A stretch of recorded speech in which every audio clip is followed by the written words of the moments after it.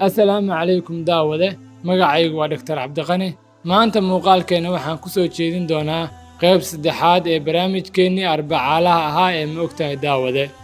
barnaamijka maanta waxaan ku soo qaadan doonaa 7 waxyaabood oo laga yaabo inaadan ka ogeyn dhanka caafimaadka iyo nolosha dhammaystira muuqaalka oo wax ka baro maanta hadaad ka heshidna ha iloobin inaad like garayso muuqaalka mahadsanid aan bilowno fiidiyowga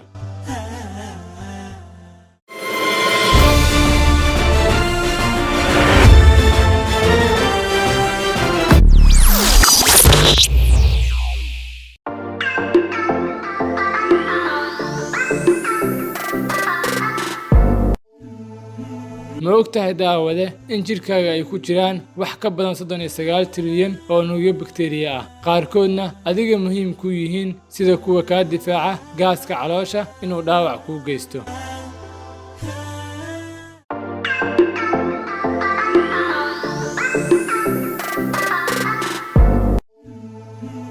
ma ogtahay daawade in micnaha ereyga doctor uu ka yimid laatin micnihiisuna yahay teacher oo la mid ah afkeenna bare ama macallin waxaa la bilaabay in ereygan la adeegsado qarnigii 14aad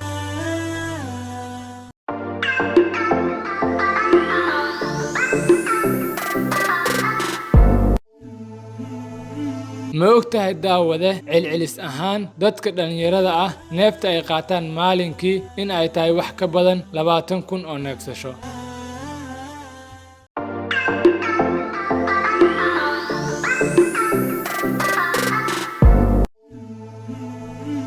ma ogtahay daawade in culayskaaga 7% uu yahay dhiigga kugu jira marka la barbar dhigo qaybaha kale ee jirka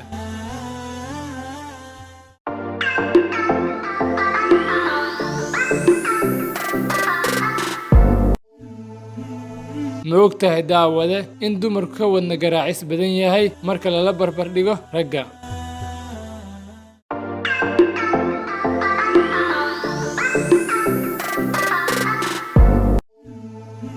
ma ogtahay daawade nuuca dhiigga caalamka ugu badan oo ay dadku leeyihiin inuu yahay nuuca loo yaqaano O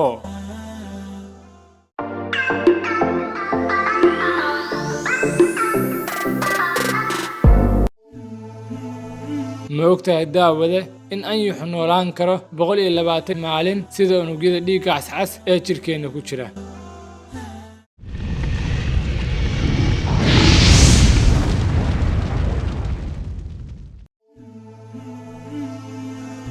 muuqaalkeena maanta intaas ayuu ku egyahay daawade haddii ay jirto wax ra'yi ah oo aad jeceshahay inaad ila wadaagto fadlan commentiska iigu reeb